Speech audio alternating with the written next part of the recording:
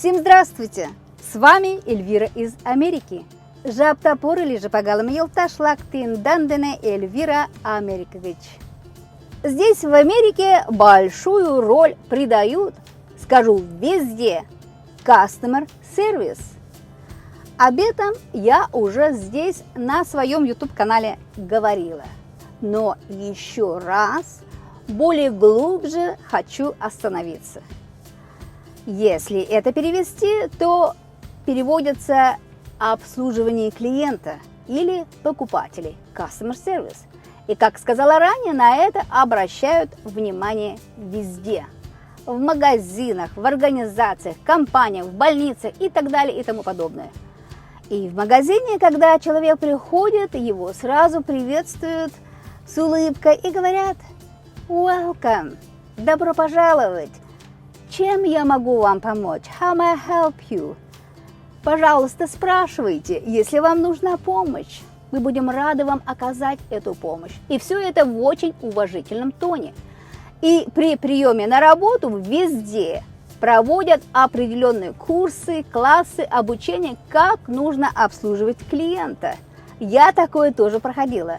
Там нет того, как, например, в Майами у нас было когда-то, теперь уже давно, еще в начале 2000-х, мы приехали и зашли в русский магазин, и продавщица разговаривала по телефону, и, естественно, она даже не поприветствовала нас и даже не перестала разговаривать по телефону, вообще не обратила на нас внимания.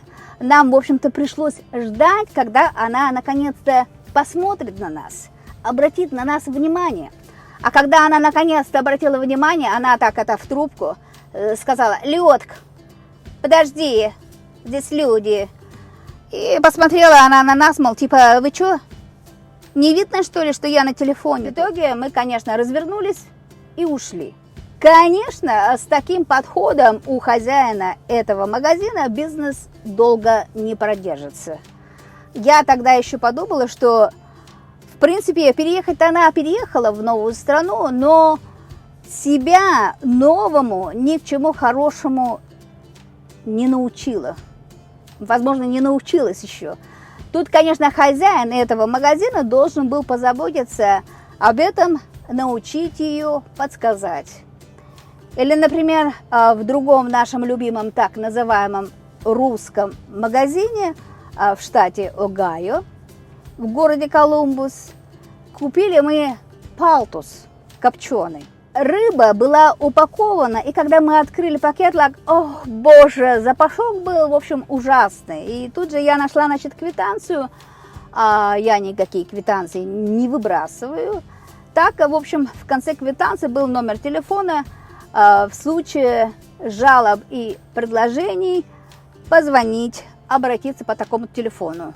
Я позвонила, и тут же мне ответил мужчина, оказался сам хозяин, который выслушал мои претензии и тут же предложил вернуть деньги за некачественный товар. Спустя время мы вернулись, и нам вернули деньги за тухлую рыбу, которую поставляли поставщики. И, кстати, насчет этой рыбы он сказал, что были жалобы и от других клиентов, покупателей, и он сказал также, что он теперь сменит поставщика. И, возможно, поставщик, конечно, потерял клиентов. Что можно сказать, сравнивая эти два русских магазина в разных штатах, в Майами, значит, во Флориде и в городе Колумбус в штате Огайо. Как вы думаете, куда я пойду в следующий раз? Естественно, я пойду в магазин в городе Колумбус, Огайо, потому что я знаю, что я куплю качественную еду, а если нет, то мне ее заменят. И обслуживание тоже будет качественное.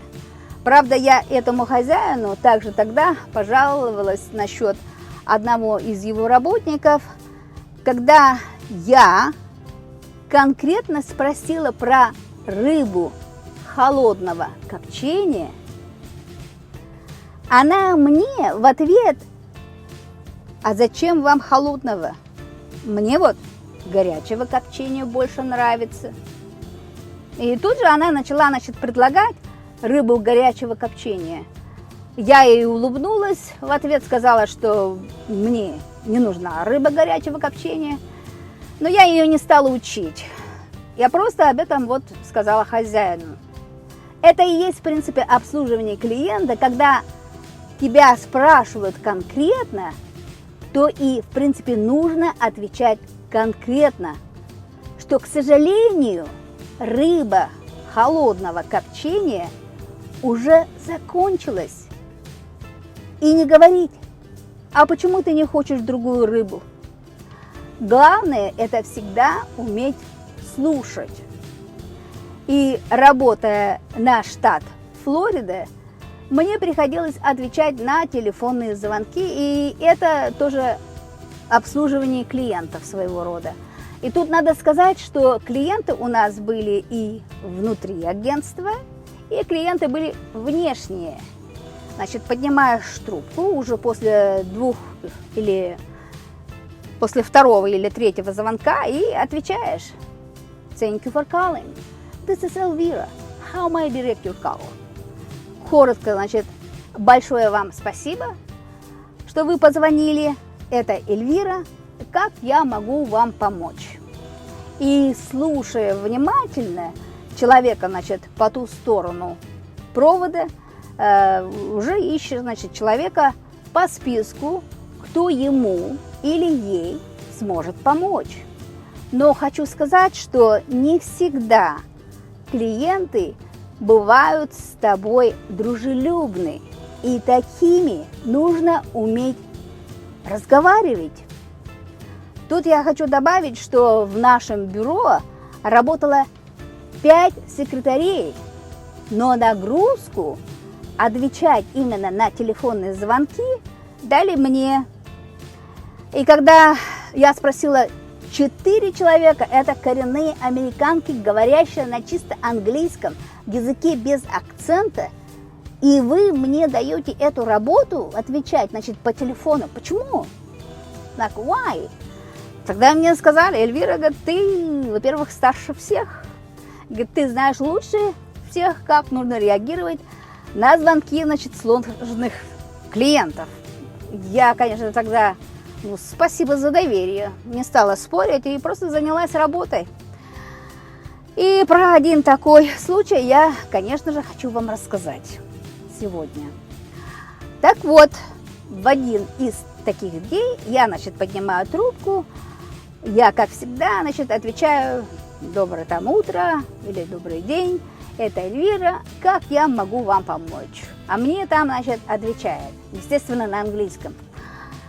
I would like to speak with English speaking specialist. Значит, ее ответ меня просто забавил. Это если перевести, то звучит так. Я хотела бы поговорить, значит, с англоговорящим специалистом. А я такая про себя, я с тобой вроде, мол, говорю по-английски. И снова, значит, повторяю вопрос. Как я могу вам помочь? How may I help you? И она мне снова дает тот же ответ. I would like to speak with English speaking specialist. Значит, я хочу разговаривать с англоговорящим специалистом. И я, тут, значит, поняв, что она, слыша мой акцент, не желает со мной разговаривать, я ей отвечаю на испанском языке. Un momento, por favor. Это 1 минутку, пожалуйста. И включаю ее, значит, на hold, то есть нажимаю на кнопку ожидания и иду в соседний кабинет и прошу коллегу помочь мне ответить, в общем, на этот звонок, потому что клиент, не желает со мной разговаривать, возможно, из-за моего акцента. Тогда моя коллега с этой женщиной проговорила 55 минут. И она потом мне, эта коллега, сказала, что та пожаловалась на мексиканцев, типа едут и везде занимают хорошие рабочие места. И она говорит, я, честно сказать, моя коллега говорит, не поняла, почему, говорит, мексиканцы? И я тогда ответила, ну, наверное, говорю, потому что я ответила на испанском, прежде чем переправить, значит, звонок к ней. Коллега очень долго смеялась и сказала, говорит, ну, теперь я понимаю, почему, говорит, это вдруг эту работу дали именно тебе. Но в то же время моя коллега сокрушалась по поводу грубости этой женщины, потому что в Америке такое не приветствуется. Но я всегда понимала, что все мы разные, и, конечно, подобные звонки я не принимала всерьез, как вот личные. Я никогда не позволяла грубость и невежество, потому что если бы я подобное позволила, то меня бы просто не держали на этой работе в течение 11 лет.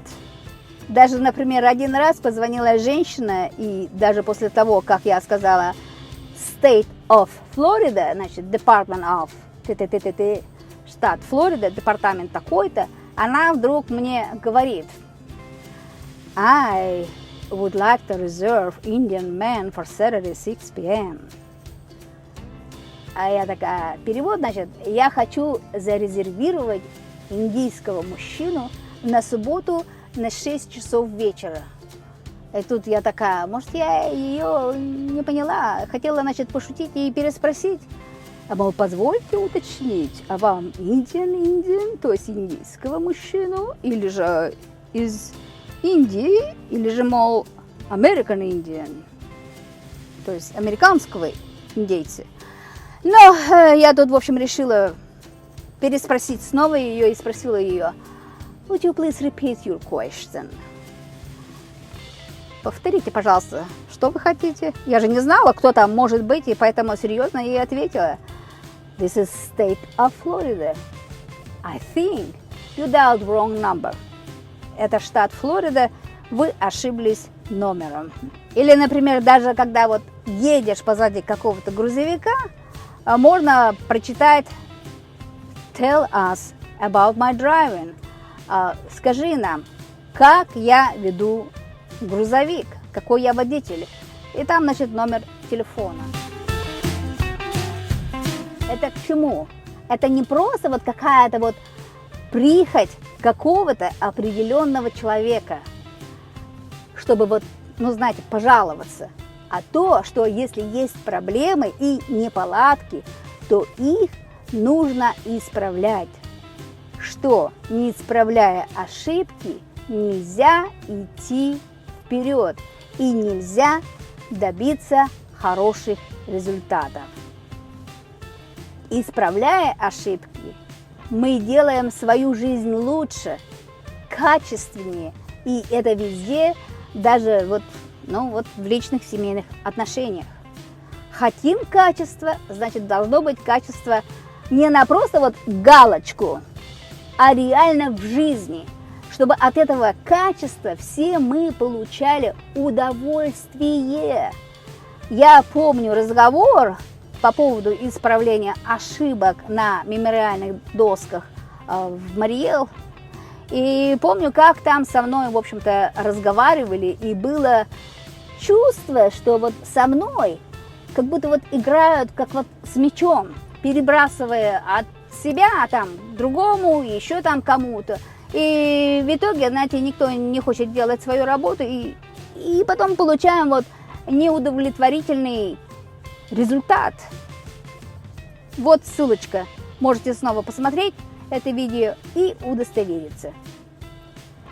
И подытоживая видео, хочу сказать, что нужно уметь видеть хорошее и плохое, и брать пример в то, что делает нашу жизнь лучше, а значит и счастливой. А это должен делать каждый, начиная с самого себя. А насчет моего акцента, знаете, всегда спрашивали и продолжают спрашивать, откуда этот акцент. И тогда я в шутку всегда отвечаю: Alabama. Кто-то понимает мою шутку, а кто-то принимает всерьез и спрашивает: а с какой части Алабамы ты? Спасибо за просмотр моего видео. Не забудьте обязательно поставить лайк. Нажмите на знак с большим пальчиком. Распространите, пожалуйста, мое видео. Подпишитесь на мой канал, кто еще не подписался. И будьте здоровы и счастливы. С вами была Эльвира из Америки. Kugu tahu mayan video monchumаланда, kugu парня палым тендалашида монда. Видеом шараза моим YouTube каналышке возалса ки еше возалтан огылган. И тажа да пелан Лиза. Тендандене Эльвира Америка гичлиен.